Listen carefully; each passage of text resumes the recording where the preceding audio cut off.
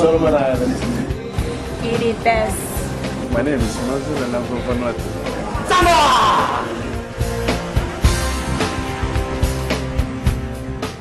Well, about 6 or 7 years ago I went to the University of South Pacific for the first time. And one of the things that really struck me was the international nature of the campus. I was going there expecting to see, mainly Fijians at the campus in Fiji.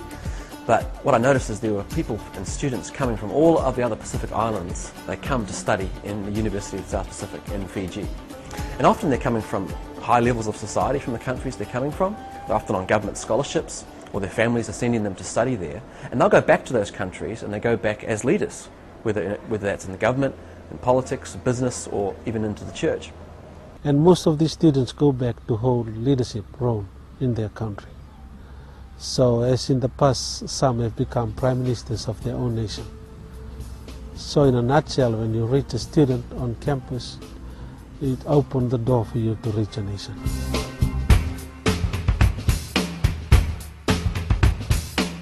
Over the course of just 3 days, I saw 6 people trust Christ.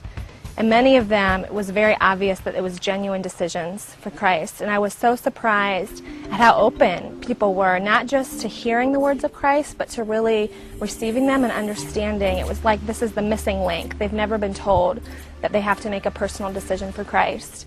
First time we sat down with a guy from the country of Tonga. We're in Fiji, we're sharing with a guy from Tonga, another country in the islands.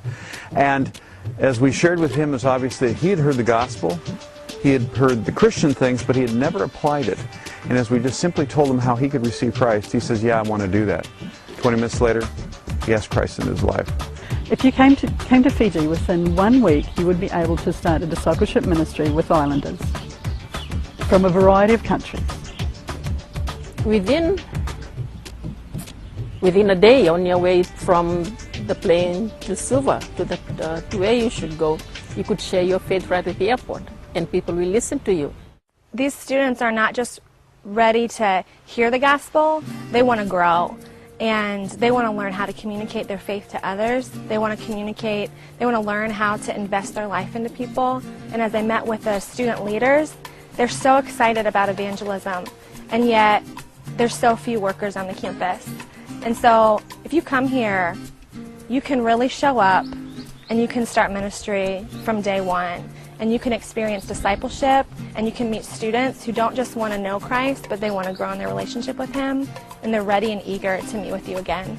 Is that people think they're not good enough for Jesus. They're not good enough to have a relationship with Him, to experience His love, to experience His plan. They come here, do whatever they want, thinking it's my life, me, myself, and I. And that's sad, because I've been through it, and it's sad. Hello, my name is Caleb, and I'm the only staff man guy at the University of the South Pacific here in Fiji, Suva. And I'm wondering how am I going to follow up all these young men who wanted me to meet with them. Stacks of names, please come and help us. Just in our small team of 4 people who came over from the United States, we saw close to 20 people receive Christ. About 5 of them we were able to go through follow-up with. I was praying that I could meet some people who know Jesus, and that I could start my relationship with Jesus. And I met Lindsay, and she told me about Jesus Christ.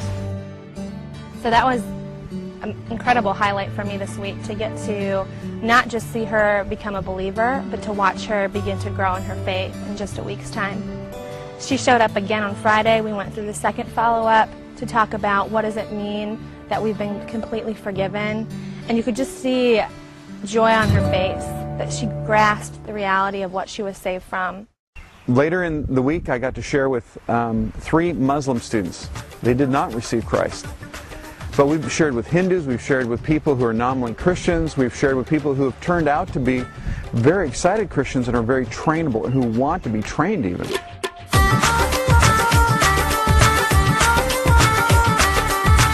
We've had people that even this week say, train me, I want to serve the Lord, I want to go someplace in the world, I want to reach my country. And so if a partnership were to come here, that's what you could expect. I think it's a great leadership development opportunity. So we want to be raising up leaders on our staff and train them, equip them to send them to different places. And in some ways, Fiji is a fantastic first step for people to go and try. I think that as you come and partner with the Pacific, specifically University of South Pacific, you could have influence over nations that you never thought that you could. And what you would take back to your campus is an increased view of God, an increased view of the world. Your students would be forever changed. So if we have trained staff of Campus Crusade who can come and help us in this growth, it'd be great. If they could come and be with us for 2 years or so, and we have to look for understudies, because that's where the momentum will be. This is the great time to reestablish that focus, and the focus is whom? The Lord Jesus Christ. This is the time. So maybe you're thinking, that doesn't sound very spiritual. Well, you know what? Other than the Great Commission, which is about as spiritual as you can get, the fact that you might actually have a ball at this place, there's nothing unspiritual about that. Nothing at all. So we do need other people to come here. Do something new, come touch people's hearts so they can go back and touch others.